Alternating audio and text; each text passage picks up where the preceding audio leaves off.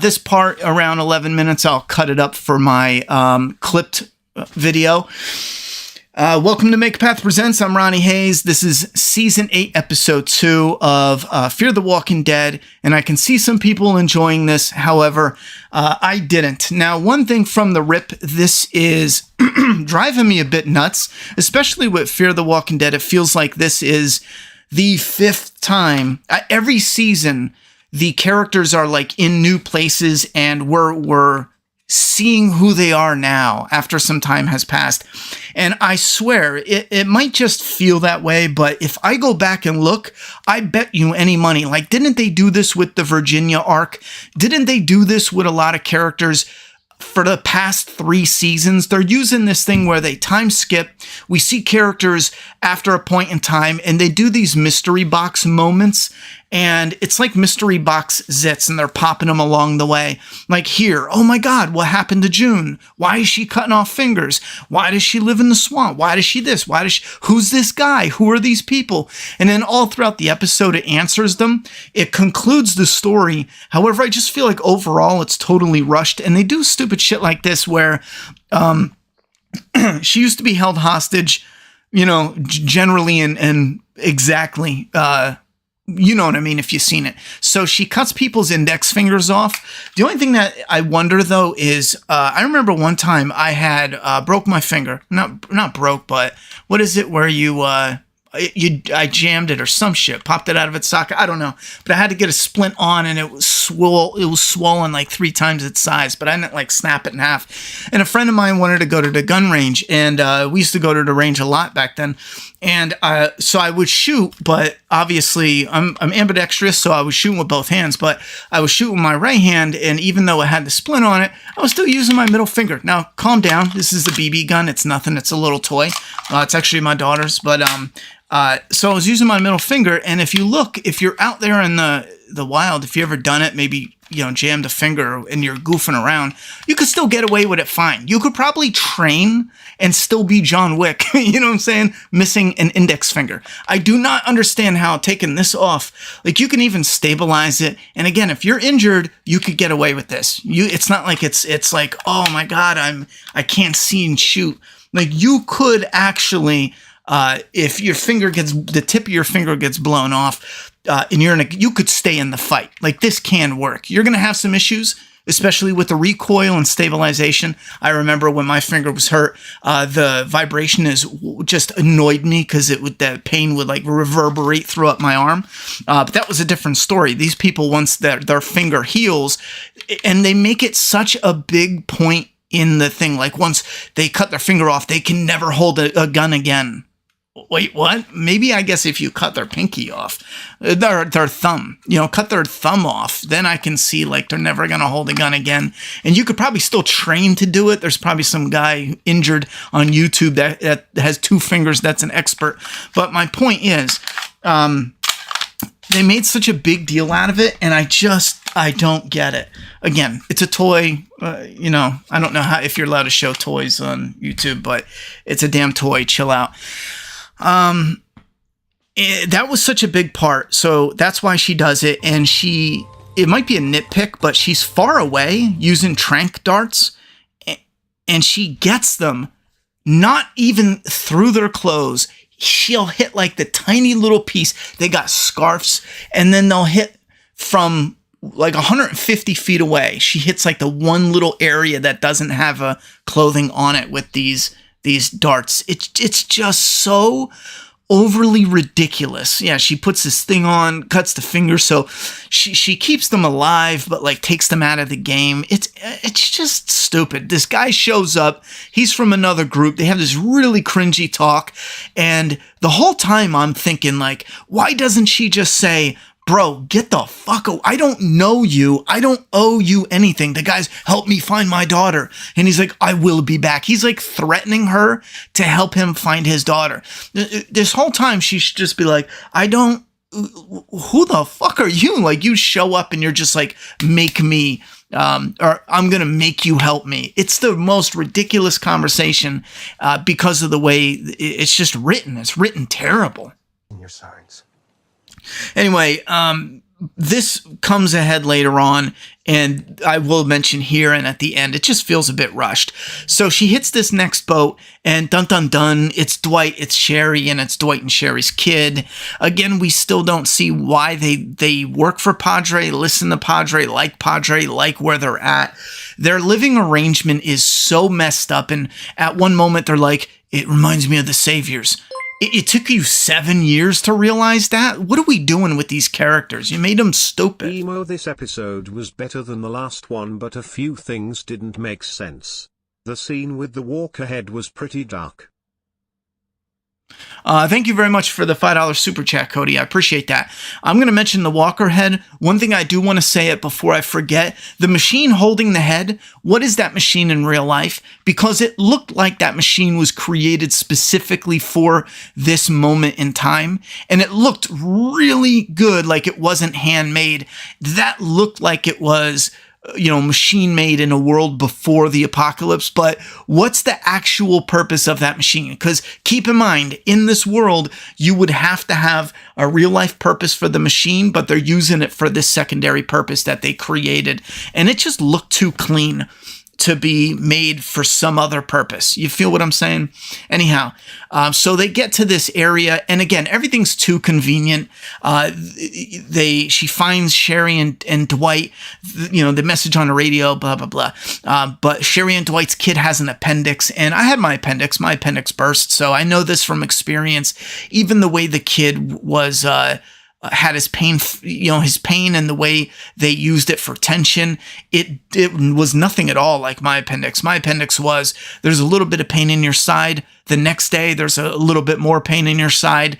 The third day, I'm dying. I can't lift my leg. The pain in my side is unbearable.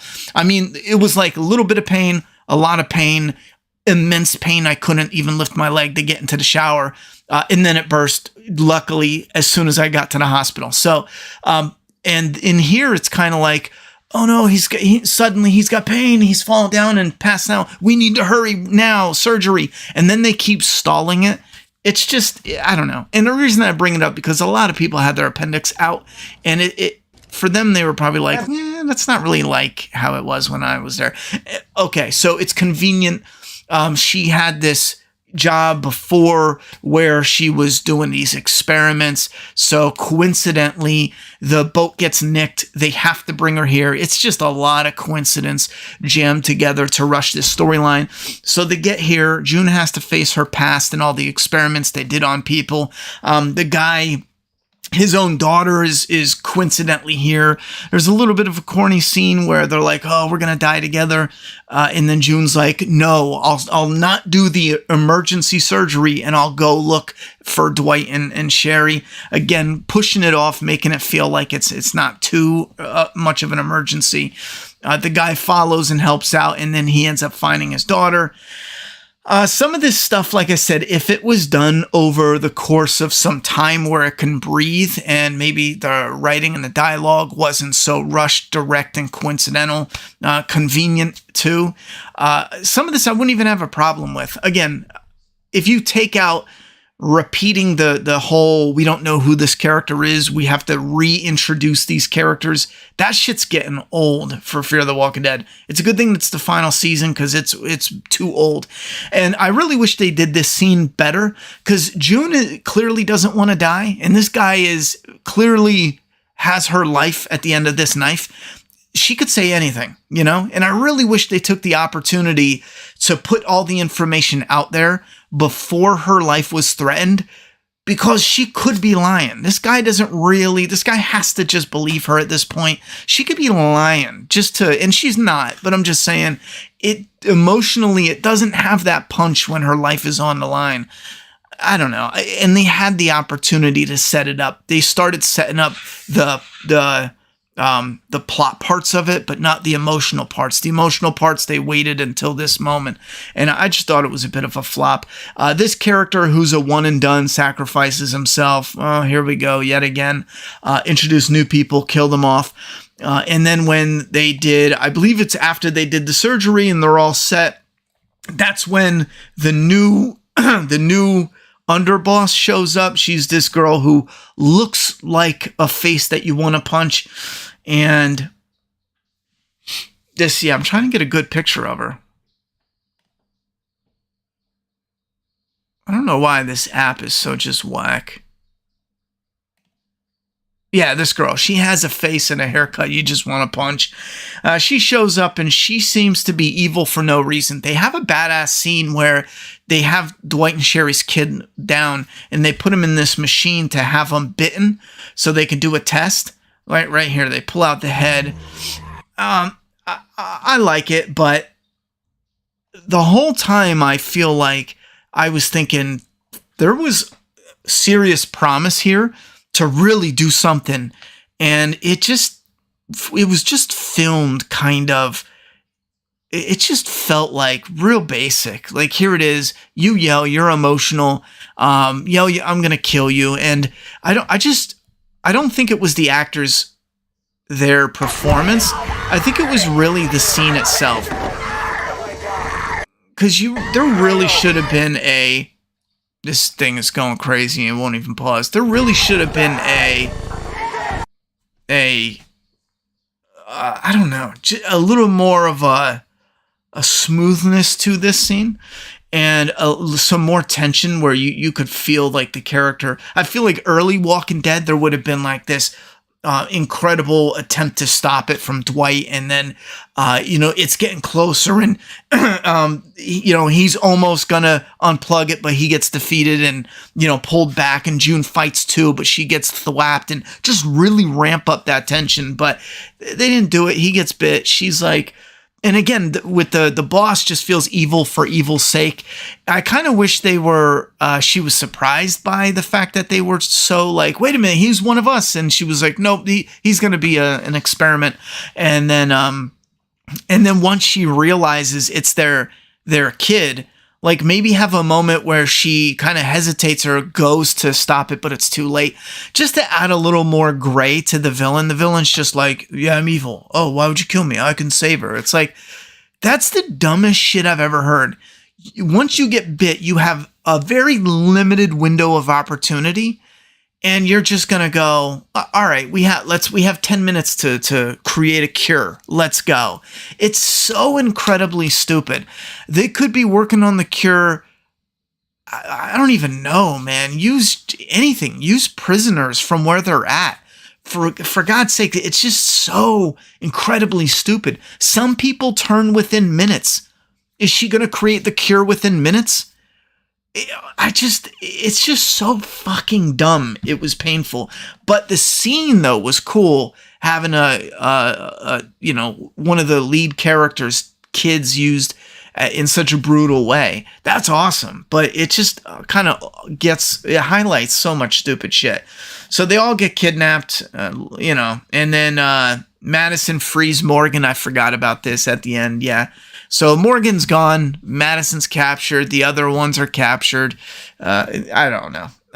I thought the episode was just, I can see it being good, maybe for a popcorn flick, and you're just looking, you don't really care that, they've redone this stuff, this style of writing repeatedly every season.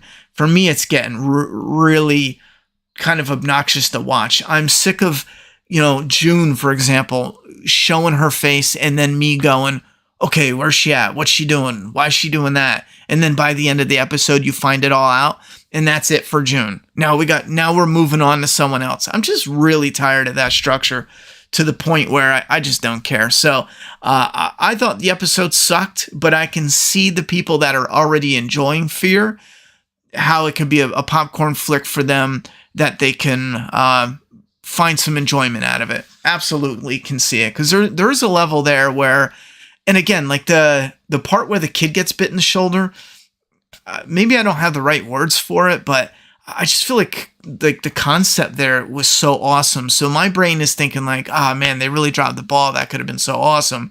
But if you see that scene, it's a good scene. It works with the characters.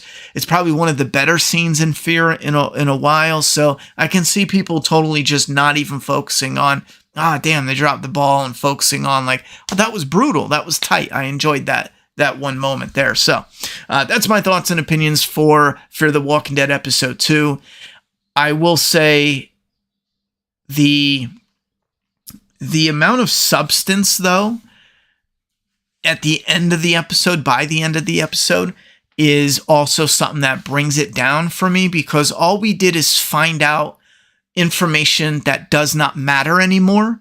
And now the only thing we have is, here's June, she's captured, Dwight and Sherry's kid is bit. Like, now let's see what's going to happen. That's pretty much it. Oh, and Morgan's escaped.